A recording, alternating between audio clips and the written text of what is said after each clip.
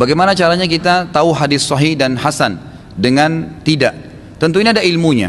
Dalam ilmu hadis ada namanya sanad dan ada namanya matan. Sanad ini adalah orang-orang yang meriwayatkan hadis. A meriwayatkan dari B, B dari sahabat Nabi dari Nabi SAW. Ini namanya orang-orang sanadnya hadis. Semua orang-orang yang meriwayatkan hadis ini dari A, B, tadi sebelum sahabat, dari tabi'in dan tabi'in, atau juga orang yang setelahnya misalnya. Misal A meriwayatkan dari B, B dari C, C dari sahabat Nabi dari Nabi SAW.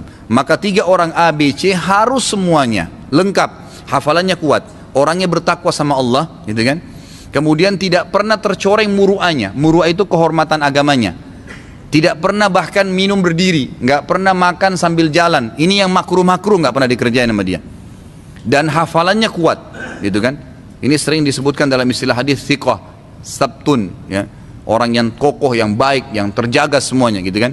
Ini baru namanya hadisnya sahih. Kalau sanadnya semuanya bagus. Kalau ada di antara A, B, C, ada satu orang saja hafalannya lemah. Kadang-kadang dia kalau menyampaikan hadis di majelis ini lain, di majelis sana dia sampaikan lafadznya lain, gitu kan? Jadi dia bercampur baur hafalannya, turun dari jadi hasan. Kalau ada satu dari syarat hadis sahih yang kurang, maka turun jadi hasan. Kalau ada satu orang dari A, B, C yang pernah bohong, hadisnya dari hasan turun ke dhaif, lemah, dan ini ditolak hadisnya karena dia pernah berbohong. Kata para ulama hadis, kalau ada satu orang pernah bohong, ditahu dalam riwayat hidupnya, maka hadisnya ditolak secara mutlak karena pasti dia akan mudah bohong tentang Nabi SAW, gitu kan? Maka ditolak sama sekali. Begitu cara mengetahuinya. Tentu ini ada bahasan sendiri ya. Mungkin kalau tidak salah saya sempat jelaskan di awal kelas hadis, mungkin sudah diangkat juga di YouTube masalah itu tentang ilmu mustalah hadis. Untuk orang yang baru belajar agama seperti saya, taunya hadis Bukhari dan Muslim itu semua sahih. Lalu bagaimana jika ada orang yang saya percaya menyampaikan hadis Bukhari dan Muslim, padahal hadis tersebut sebenarnya tidak ada. Lalu saya mengerjakan hadis bohong tersebut dengan niat karena Allah Subhanahu Wa Taala. Apakah saya berdosa atau dapat pahala, Pak Ustadz? Kalau anda tidak tahu, insya Allah tidak ada masalah. Tapi kalau sudah tahu, anda harus berhenti, kan gitu. Anda harus berhenti dan berusaha untuk meluruskan kesalahan tersebut. Misal kita ingat pernah menyampaikan kepada siapa yang terlintas, minta kepada Allah SWT petunjuk dengan doa, ya Allah tunjukkan kepada saya orang yang pernah saya sampaikan keliru. Kita ingat siapa, telepon, SMS, saya pernah sampaikan hadis ini ternyata nggak benar, ya. Maka tolong jangan disebarkan, jangan diamalkan. Kita beristihad untuk itu. Makanya kita diberikan akal sehat, akal manusia untuk kita ya bertanya, gitu kan. Kalau memang kita ragu pun di hadis Bukhari di nomor berapa, Ustadz? Di nomor berapa Kiai, di nomor berapa Habib, tanya, gitu kan? Bisakah saya kembali? Atau kalau kita tidak enak bertanya karena dianggap nanti tidak hormat pada guru, baik catat hadis itu, kemudian anda cari sendiri. Sekarang alhamdulillah luar biasa untuk mencari hadis, gampang sekali, gitu kan? Bagaimana di media ini sangat mudah untuk mencari. Anda mungkin tahu caranya, sudah tahu caranya, tinggal mencarinya, itu sangat gampang. Kalau anda temukan memang hadisnya ada, amalkan. Kalau tidak maka jangan diamalkan, gitu kan? Jika saya dapat pahala berarti berlaku juga dengan orang yang tidak pernah mendengar Islam. Maksudnya apa? Ya. Jika saya dapat pahala berarti berlaku juga dengan orang yang tidak pernah mendengar Islam. Saya tidak mengerti. Kalau seandainya yang dimaksud orang tidak pernah dengar Islam lalu berbuat baik diterima amalnya, ini tidak pernah, itu tidak mungkin. Ya, tidak mungkin. Karena syarat diterimanya amal harus dia syahadat. Jika saya berdosa padahal saya sudah capek-capek ngerjain, Pak Ustadz, dengan niat dapat pahala lagi, gitu kan. Jika tidak dapat pahala ataupun dosa, bukankah semua pekerjaan kita di dunia ada balasannya, Pak Ustadz, walaupun sebesar biji dzarrah? Jadi ini dikembalikan kepada ilmu intinya. Kalau kita tahu bahwa itu kebaikan dan kita amalkan, sudah dipastikan kebenaran, kita amalkan dapat pahala. Kalau kita misalnya tadi bersangka baik dengan seseorang, kita anggap dia seorang guru lalu dia sampaikan, ternyata kita amalkan dan ketahuan setelahnya itu hadis tidak benar. Selama kita amalkan kita nggak berdosa, gitu kan? Dan dengan izin Allah, ya kita diberikan petunjuk untuk ditinggalkan. Tinggalkan setelah kita tahu, jangan lagi diamalin. Seperti itulah. Ya kurang lebih gambar. Ini yang saya tangkap dari pertanyaan tadi. Saya berikan penjelasan begitu. Tadi ketika dalam perjalanan ke sini saya melihat 3 orang sedang mengejar anjing peliharaannya. Karena saya menggunakan motor sebenarnya insya Allah saya bisa mengejar dan menangkapnya. Lalu memberikan ke pemiliknya. Namun karena saya takut kena najis anjing tersebut, saya tidak menangkap tapi hanya menghalau ke tepi jalan saja. Tapi anjing tersebut mengubah arahnya sehingga saya membiarkan dan melanjutkan perjalanan. Perbuatan saya salah atau tidak, Pak Ustaz? Ya tidak salah. Nah, tidak salah, dan itu termasuk perbuatan yang baik. Ya, tidak ada masalah itu. Anda membantu orang tidak ada masalah, gitu kan?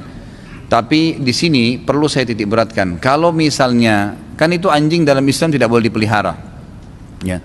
Kalau seandainya Anda tahu bahwasanya anjing itu adalah anjing peliharaan dalam arti kata ditinggalkan di rumah, maka tidak usah terlibat. Tidak usah terlibat, karena memang anjing yang dipelihara di rumah tidak boleh dalam Islam.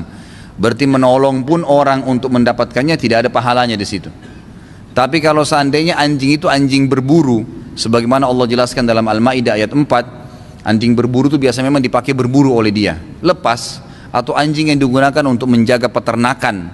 Biasanya memang anjing-anjing ini ada anjing khusus memang. Makanya dibolehkan karena Al-Maidah ayat 4 membolehkannya. Bahkan Abu Hanifah mengatakan boleh seorang muslim menjual anjing, tapi khusus anjing untuk berburu, karena Allah membolehkan menggunakan anjing tersebut, gitu kan? Di dalam surah Al-Maidah ayat 4. Bisakah ahli sunnah hidup berdampingan dengan ahli bid'ah dengan cara saling menghargai keyakinan masing-masing? Sebenarnya kalau dikatakan bisa, ya bisa saja mungkin, gitu kan? Tetapi di sini ahli sunnah harus faham bahwasanya itu kemungkaran. Dia coba ingatkan. Selain ingatkan, selain ikhtiar, kita juga mendoakan, gitu kan? Berikan hadiah buku. Apalah upaya kita berikan? Ada orang subhanallah gampang dapat hidayah, disampaikan hadis dia terima. Ada orang enggak, mungkin penyampaian yang kelima, penyampaian yang ke-10. Kita enggak usah putus asa.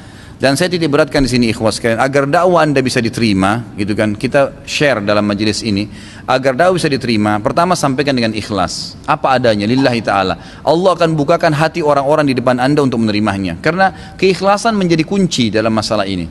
Jangan berharap balasan apapun dari mereka, berharap agar mereka menjadi amal-amal jariah buat Anda. Itu dulu. Sampaikan apa adanya, insya Allah dengan retorika yang kita mampu semampunya, gitu kan? Saya yakin semua dai-dai merasakan itu.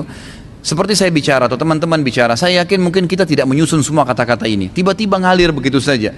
Tinggal diikuti dengan bagaimana mengikhlaskan niat, Allah akan mudahkan itu. Itu yang pertama. Yang kedua, gitu kan, kita harus mengingatkan kemungkaran, ya, meluruskan, menyampaikan yang ma'ruf, apa yang terdekat dan apa yang termudah, gitu kan. Dan tidak pernah putus asa. Jangan putus asa. Jangan, oh saya sudah pernah ingatkan waktu itu, sudahlah, nggak usah. Enggak, coba dengan cara lain. Coba berulang kali. Kemarin waktu kalau Anda ikut tabligh akbar tentang Umar bin Khattab, bayangkan Umar bin Khattab itu orang yang paling benci Islam sebelumnya, sangat benci. Ya, ingat riwayat yang saya sebutkan, Umar bin Khattab radhiyallahu anhu itu mengatakan, saya orang di zaman jahiliyah paling gemar minum khamr, mabuk tiap hari, paling gemar ya memukul orang. Bahkan beliau mendatangi, ya radhiyallahu anhu sebelum masuk Islam, Umayyah bin Khalaf, Abu Jahal, gitu kan.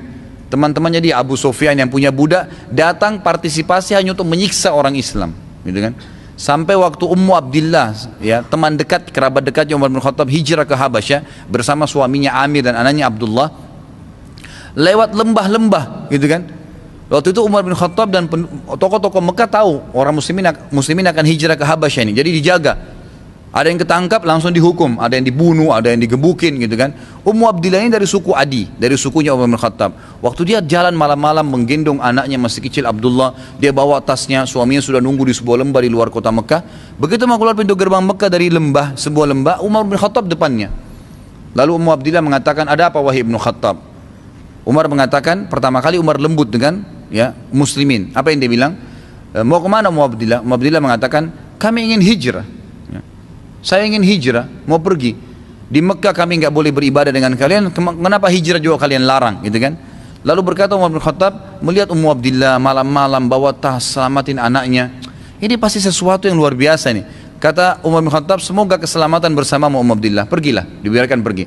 Tiba ketemu dengan suaminya, gitu kan? Amir berkata, wahai Ummu Abdillah, apakah ada orang Mekah melihatmu? Kata Ummu Abdillah, tidak ada, kecuali Umar bin Khattab. Kata suaminya, kalau Umar itu musibah besar. Dia orang yang suka menyiksa kaum muslimin. Lalu kata Ummu Abdillah, tapi dia mendoakan saya, mudah-mudahan menjadi penyebab masuk Islamnya, gitu kan. Apa kata Amir? Amir ini masih keluarganya Umar bin Khattab, masih sepupunya tapi jauh gitu. Kata dia, yang kau sebutkan namanya Umar bin Khattab itu tidak akan pernah masuk Islam sampai keledainya Khattab bisa bicara. Jadi mustahil masuk Islam Umar bin Khattab. Tapi apa yang terjadi? Nabi SAW doakan, gitu kan. Dimulai dengan doa, baru ikhtiar sampai dakwah-dakwah kepada dia, baca surah Thaha dan seterusnya, akhirnya menjadi hidayah. Setelah masuk Islam apa yang terjadi? menjadi tokoh Islam yang luar biasa. Jangan putus asa. Mungkin orang yang Anda anggap selama ini tiap malam mabuk di sebuah diskotik, yang Anda selama ini tinggalkan, ternyata mungkin pada saat dia sadar, Allah berhasil menyentuh hatinya dengan iman, dan iman ini bisa mengubah keadaan orang yang luar biasa. Kemudian dia jadi baik. Dia jadi baik. Selama jadi baik Anda dapat pahalanya. Dan siapa yang tahu, mungkin tiba-tiba dia menjadi seorang alim yang luar biasa. Kan gitu. Berapa banyak ulama-ulama kita seperti Fudail bin Iyad. Fudail bin Iyad itu seorang ulama tabi'in. Semua ya nasihat-nasihat yang berbau mengingatkan akhirat, menambah iman, selalu namanya Fudail bin Iyad tertera. Anda tahu siapa orang ini? Fudail bin Iyad ini adalah bekas perampok jalanan. Sadar, gitu kan? Mungkin sebagian ikhwas sudah tahu kisahnya. Malam-malam pernah dia mau mencuri di rumah seseorang, gitu kan, di salah satu kota Irak, di Basra.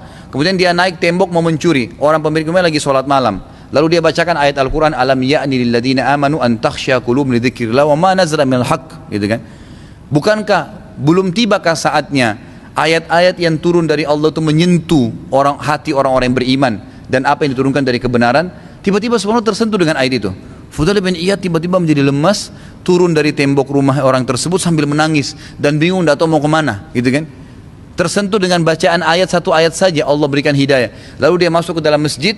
Dia tidak tahu sholat waktu itu, nggak tahu wudu, nggak tahu apa-apa. Ini perampok. Pas menjelang subuh, marbot masjid datang, nyalain obor, gitu kan? Mau azan, didekatin ada orang. Begitu dekat dilihat Fudail bin Iyad, lari marbotnya. Perampok, gitu kan? Kata marbotnya, lari keluar. Sampai waktu itu azan subuh sempat tertunda. Orang sudah kumpul semua dekat masjid. Lalu marbotnya bilang, jangan masuk, ada Fudail bin Iyad. Orang tahu namanya perampok jalanan. Satu orang biasa menahan berapa orang gitu, dibunuh sama dia, diambil hartanya. Memang perampok jalanan. Lalu pada saat itu mereka bilang, waktu lagi nunggu ini kalau kita biarin, maka nanti kita nggak sholat subuh. Kita masuk aja, kalau dia niat jahat kita keroyokin aja di masjid, gitu kan? Waktu mereka masuk, mereka dapatkan Fudail bin Iyad lagi di mihrab, lagi nangis. Lalu didekatin, dia lagi nangis di perampok. Didatangin, kenapa kau menangis hai Fudail? Dia bilang, saya tobat kepada Allah. Orang semua bertakbir, diajarin wudu, gitu kan? Setelah diajarin wudu, lalu dia sholat subuh bersama. Mulai semenjak itu dia terus belajar agama. Subhanallah, dengan taubat nasuha kepada Allah Azza wa Jal, Fudail bin Iyad menjadi ulamanya muslimin. Ulama terkenal sekali. Sampai saya bilang tadi, tidak ada kata-kata mutiara yang mengingatkan masalah akhirat dan surga serta kematian dan neraka kecuali namanya Fudail tertulis. Kalau Anda temukan namanya Fudail bin Iyad, ini orangnya dan ini kisahnya. Luar biasa. Jadi orang sejahat apapun, bukan mustahil hidayah datang kepada dia. Jadi jangan putus asa untuk berdakwah, dan jangan ikhwas sekalian dan akhwat, setelah Anda faham sunnah, Anda malah tidak senyum dengan orang, Anda malah tidak jenguk orang sakit, Anda malah kasar, Anda malah seperti orang yang eksklusif. Jangan. Justru Anda harus supel, senyum dengan orang, bantu, ulurkan tangan. Kalau dulu kita pelit, sekarang kita harus ulurkan tangan. Kalau kita dulu membantu 1 juta, kita sekarang membantu 100 juta. Lebih banyak gitu, lebih banyak supel dengan orang, jenguk orang sakit, bantu kerabat, senyum dengan mereka, sehingga mereka melihat, oh ternyata simbol Islam ini jenggot seseorang tidak isbal, wanita yang bercadar atau pakai jilbab besar ini ternyata lebih baik ya, gitu kan? Bukan lebih eksklusif. Jadi orang-orang sekarang banyak ikhwah dengan multazim, dengan mulai dekati agama, gak pernah senyum, seperti orang yang sangar sekali, gitu kan? Ini salah, malah jauh dari sunnah Nabi SAW. Mestinya Anda malah sekarang menerapkan agama Allah Subhanahu Wa Taala. Saya mendengar ceramah Ustaz tentang Nabi SAW di YouTube. Dalam ceramah tersebut Ustaz mengatakan disunnahkan untuk mendoakan keburukan jika melewati kuburan orang kafir. Apa bunyi doanya Ustaz? Jadi ini memang perilaku ya Nabi SAW yang mendoakan orang-orang kafir Quraisy pada saat mati di perang Badr, gitu kan? Waktu mereka semua dikumpulkan jenazahnya di dalam sumur di perang Badr, Nabi SAW mendoakan keburukan buat mereka. Sebagian ulama mengatakan dibolehkan, gitu kan? Orang muslim lewat di kuburan non muslim dan mendoakan agar Allah SWT membuktikan kepada mereka tentang azab yang diancamkan. Itu dibolehkan, tapi itu bebas saja, tidak ada lafaz khusus ya, nggak ada lafaz khusus tahu saya. Berita tentang jatuhnya pesawat Air Asia, apakah azab dari Allah? Karena seperti kita semua tahu, mayoritas penumpangnya beragama Nasrani dan mereka baru saja merayakan hari syirik akbar tanggal 25 Desember. Bagaimana menurut Ustaz? Jelas saja, nggak usah dibahas lagi ya. Kalau saya jelas azab ya. Nggak usah dibahas, saya rasa tidak ada. Anda mau cari sisi mana bahwa itu kebaikan, coba. Semuanya Nasrani kafir, semuanya baru pulang Natal, semuanya mau merayakan lagi tahun baru, gitu kan? Wajar saja gitu. Insya Allah saya dan istri akan dikaruniai anak pertama. Persiapan apa Ustaz yang perlu saya siapkan menurut tuntunan Nabi SAW? Apakah ada doa khusus untuk ibadah atau ibadah khusus untuk persiapan kelahiran anak kami? Setahu saya nggak ada, sama sekali nggak ada. Anda tinggal berdoa agar diberikan anak yang soleh atau soleha, gitu kan? Pada saat dia lahir Anda berikan haknya. Haknya adalah menyembelihkan kambing untuknya, akikah, pada hari ke-7 lahirnya. Hari ini lahir dihitung mulai hari ini hari pertama. 7 hari ke depan, gitu kan? Ya, 6 hari ke depan, 7 hari dengan hari dia lahir. Itu laki-laki 2 ekor kambing, anak perempuan 1 ekor kambing. Yang sempurna dan umurnya minimal 1 tahun kalau kambing dan 6 bulan kalau domba. Tidak boleh diganti hewan lain. Kemudian yang kedua, mentahniknya dari hari pertama sampai sebulan. Ada ulama mengatakan sebulan, ada yang mengatakan seminggu. Tahnik itu mengunyah kurma sampai halus, menempelkan di langit-langit ya gusinya, gitu kan. Yang halus sekali ya, itu sunnah. Ya. Boleh juga mengambil tahnik dari orang saleh, karena para sahabat membawa anak-anak mereka yang baru lahir ke Nabi SAW, lalu Nabi SAW mentahniknya, mengunyah kurma kemudian memasukkan di langit-langit mereka. Kemudian juga mengusap rambutnya dan mencukurnya, mengusap sebelum dicukur ya, karena Nabi SAW sering mengusap kepala anak bayi kalau dibawa kepada beliau dalam hadis Bukhari. Kemudian mencukur rambutnya dan ditimbang dengan timbangan emas atau perak, lalu disedekahkan sesuai dengan nilai emas atau perak itu. Misal segram 500.000 sedekahkan kalau Anda punya kelebihan harta. Memberikan nama yang baik, nama yang mulia. Dan ini saya titik beratkan, pilih nama-nama orang soleh dan cukup 1 nama. Indonesia ini Masya Allah, Muhammad Yusuf Saleh ya. Siapa yang mau dipakai namanya? Untuk apa 3 nama? 3 nabi lagi, gitu kan? Nggak perlu, gitu kan? Jadi ada Siti Aisyah, apa Siti ini? Dari mana Siti ini, gitu kan? Nggak usah, 1 nama. Ingat sahabat Nabi SAW namanya 1 Muhammad, Abu Bakar, Abu Bakar saja, Umar, Uthman, Ali, Talha, Zubair. Ada nama sahabat 2 nama? Nggak ada. Ini cuma Made in Indonesia ini, gitu kan? Jadi nggak usah nama 1 dan cari orang-orang soleh, cukup dengan nama itu, gitu kan? Itu yang Anda lakukan. Tidak ada dalam Islam merayakan hari 4 bulan hamil, hari 7 bulan hamil, kemudian apalah acara hancurin belain kelapa, kemudian dimasukin ari-arinya, dilempar di lautan, beragam macam khurafat, nggak ada. Ari-ari bayi itu ambil tanam di tanah, selesai, nggak ada apa-apa kok. Nggak ada sesuatu yang harus diistimewakan, harus dikendi, harus ditaruh di tempat yang aman. Itu adalah saudaranya si bayi. Dari mana saudaranya itu? Itu plasenta bekas makan bayi. Nggak ada hubungannya, jangan berlebihan, gitu kan? Nggak ada apa-apa sama sekali. Jadi jangan berlebihan. Ikuti agama maka akan mudah. Ada berita di salah satu channel YouTube yang dipercaya atau thiqah, diberitakan bahwa ada pesawat beserta penumpangnya mendarat setelah hilang selama 40 tahun. Jikalau benar dan memang benar, bagaimana pendapat Ustaz? Allahu alam, saya tidak tahu, gitu kan?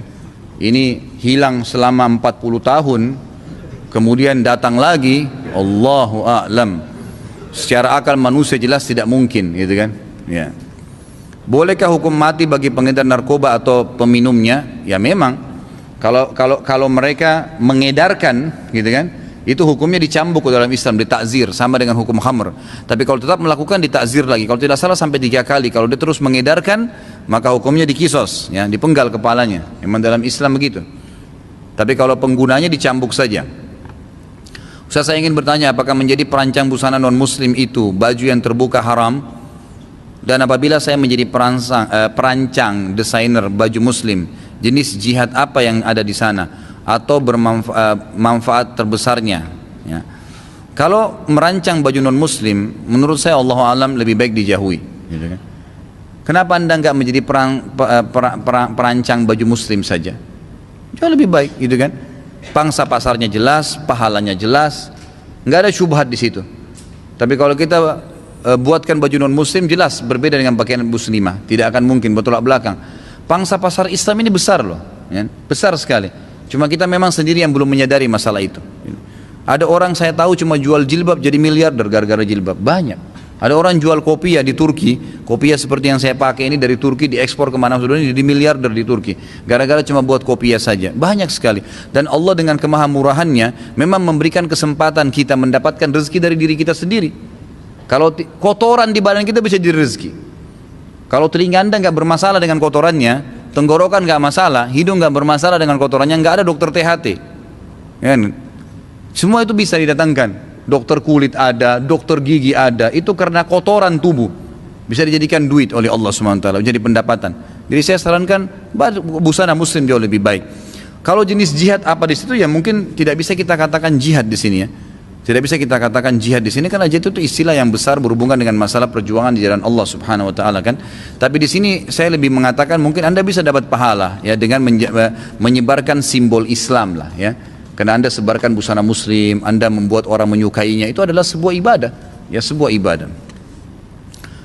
Saya ingin bertanya apakah benar tentang umur Aisyah pada saat dinikahi oleh Nabi SAW adalah 9 tahun. Seorang sahabat yang bernama Khawlah yang menyarankan kepada Nabi SAW untuk menikahi seorang perawan atau menikahi seorang janda, dan Khawlah menyarankan untuk menikahi Aisyah. Sedangkan bikir atau perawan itu bukan sebutan untuk anak yang masih berusia 9 tahun karena umurnya umumnya di anak yang masih umur 9 tahun itu disebut dengan sebutan jariyah. Sedangkan bikir itu untuk sebutan anak yang belum menikah, dan secara logika tidak mungkin seorang nabi yang mulia menyarankan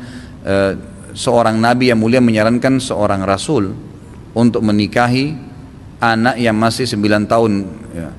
Dan dari sumber yang saya baca semua, anak Abu Bakar radhiyallahu anhu dilahirkan semasa zaman jahiliyah. Ulama sepakat zaman jahiliyah itu adalah zaman sebelum turunnya wahyu pertama sebelum 610 Masehi. Sedangkan Nabi menikahi Aisyah tahun 620 Masehi. Hal ini menunjukkan bahwa saat Nabi SAW menikah, saat itu umur Aisyah lebih dari 10 tahun. Ada sebagian pendapat juga yang mengatakan Aisyah dinikahi pada umur 18 tahun. Mohon pendapat Ustadz, karena yang saya baca hanya ada satu hadis yang menyinggung masalah umur Aisyah 9 tahun, yaitu hadis yang diriwayatkan oleh Hisham ibnu Urwah dan Hisham ini disebutkan pada masa tuanya memiliki ingatan yang mulai berkurang. Ini sebenarnya khilaf di antara ulama tentang umur Aisyah radhiyallahu anha. Tapi perlu digarisbawahi dulu satu hal. Secara bi'ah itu lingkungan. Ya. Di wilayah-wilayah yang padang pasir, wilayah negara Arab, wilayah Persia, Afghanistan, Pakistan, Irak, semua itu wilayah Persia, Rusia, umumnya kalau Anda lihat survei negaranya masing-masing, memang anak perempuan itu balik itu mulai ada yang balik umur 7 tahun. 7 tahun itu sudah dihitung balik. Ada sampai 9 tahun dan maksimal mereka itu balik umur 11-12 tahun. Jadi kalau sudah 12 tahun sudah pasti balik. Tapi yang masih sering terjadi antara 7 ini yang jarang, 9 ini sudah umum gitu kan, 12 ini lebih umum lagi, itu yang sudah maksimal. Itu sudah umum. Kalau mungkin di Indonesia karena lingkungannya bianya tidak sepanas keadaan cuaca, makanan mungkin, lingkungan, mungkin gennya, mungkin masih ada umur 14 tahun baru balik, itu wajar-wajar saja. Kalau riwayat yang menjelaskan Nabi SAW menikahi Aisyah pada saat umur 9 tahun, itu diterima oleh para ulama. Diterima oleh para ulama karena itu riwayat menyebutkan tentang masalah pernikahan Nabi SAW dan tidak dihubungkan tentang masalah hukum syar'i khusus di situ ya. Karena di sini maksudnya secara khusus dianggap sebagai hukum syar'i, Nabi perintahin untuk menikah dengan anak 9 tahun, tidak. Nabi SAW menikahi Aisyah pada saat itu karena penawaran dari Abu Bakar, sebagaimana sabda Nabi SAW, Abu Bakar adalah orang yang terdekat denganku, dia telah mendukungku dengan hartanya dan dia juga telah menikahkan aku dengan anaknya. Itu riwayat. Ini riwayat yang jelas disebutkan tadi ya, yang ada perawinya. Kalau orang yang membantah mengatakan Aisyah dinikahi di atas umur 9 tahun, malah tidak ada dalilnya. Dari mana dalilnya? Kalau dia mengatakan tadi dalilnya Nabi SAW menikahi Aisyah 620 Masehi, yang saya ketahui Aisyah dinikahi oleh Nabi SAW tahun 2 Hijriah, sebelum perang Badar, gitu kan? Sebelum perang Badar. Dan waktu Nabi SAW akan hijrah ke Madinah, memang Aisyah masih anak-anak waktu itu, tapi tidak disebutkan umurnya ya. Ya, Aisyah meriwayatkan Nabi SAW datang ke rumah kami waktu itu saya masih anak-anak, gitu kan? Masih anak-anak dan saya, gitu kan? Dan saya melihat Nabi SAW datang di rumah kami di waktu yang tidak biasa beliau datang. Jadi Allahu alam, yang lebih kuat sebenarnya ada riwayatnya ya, menyebutkan memang Nabi SAW menikahi di umur itu dan itu bukan aib. Dan mereka sepakat mengatakan waktu Nabi SAW meninggal, umur Aisyah itu 18 tahun. Makanya pernah ada seorang sahabat yang bernama, kalau tidak salah Safwan, yang berkata, saya akan menikahi Aisyah setelah Nabi SAW meninggal. Kalau Nabi meninggal saya ingin nikahi, karena saya ingin mendapatkan ya berkah dari pernikahan Nabi SAW, dari istri Nabi SAW. Lalu turunlah ayat yang mengharamkan menikahi istri-istri Nabi, gitu kan?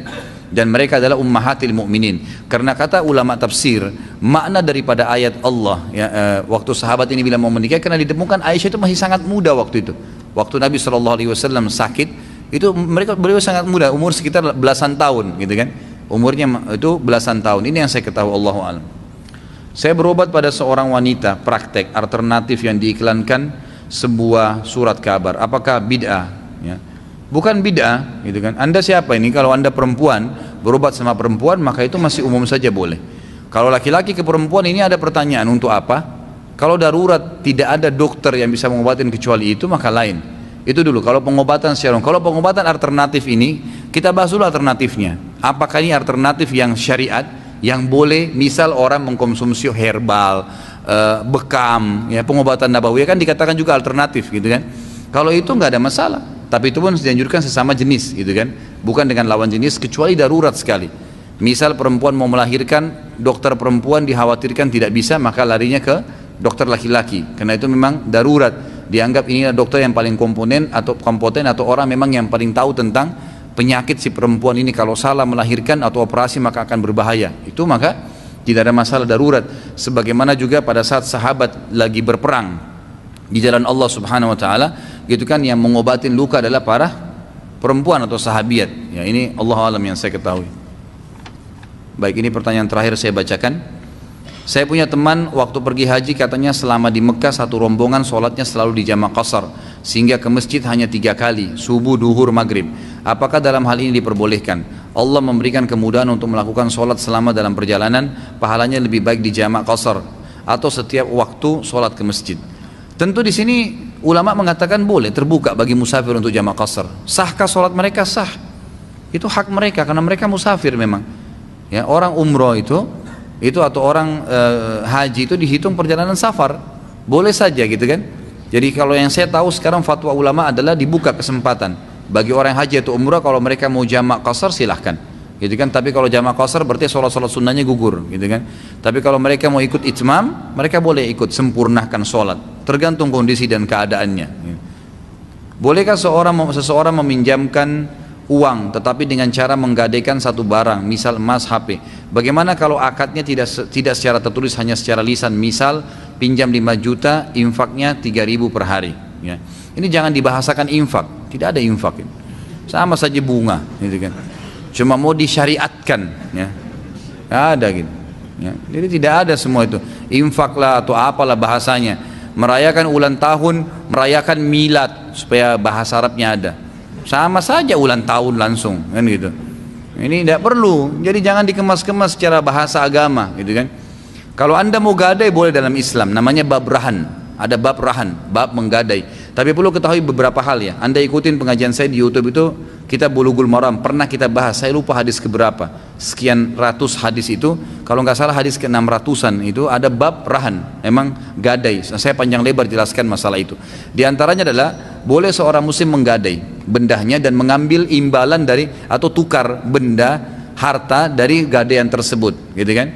Itu boleh. Misal kita menggadai mobil lalu mengambil uang, boleh senilai dari benda yang kita kasih atau lebih kurang dari itu, dengan waktu tertentu yang akan dikembalikan, gitu kan. Kalau tidak bisa dikembalikan dalam waktu yang disepakati, maka yang sedang dititipin gadai boleh hak menjual benda yang digadaikan, lalu nilai yang pernah dia diambil oleh orang yang punya benda, diambil sama dia, misalnya 75 juta, barangnya nilai 100 juta, 25 juta dikembalikan kepada orang yang tadinya menggadaikan barang.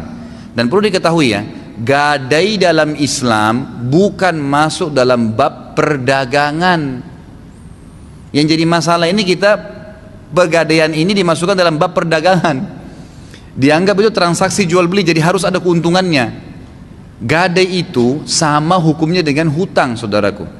Memang dalam hati kita ini, ya, kalau dalam masalah bisnis, kalau ini hati kita utuh, harus, kata ulama, dibagi dua, dipilah. Mana yang investasi akhirat, mana yang kita niat bantu orang, utang dan gadai, bantu orang. Mana memang yang investasi duniawi, memang cari keuntungan. Jangan semua disamaratakan. Ada orang yang tidak bisa pilih nih, sehingga apapun yang dia harus bantu ke temannya, dia selalu hubungkan dengan investasi dunia. Dapat apa saya dari dia?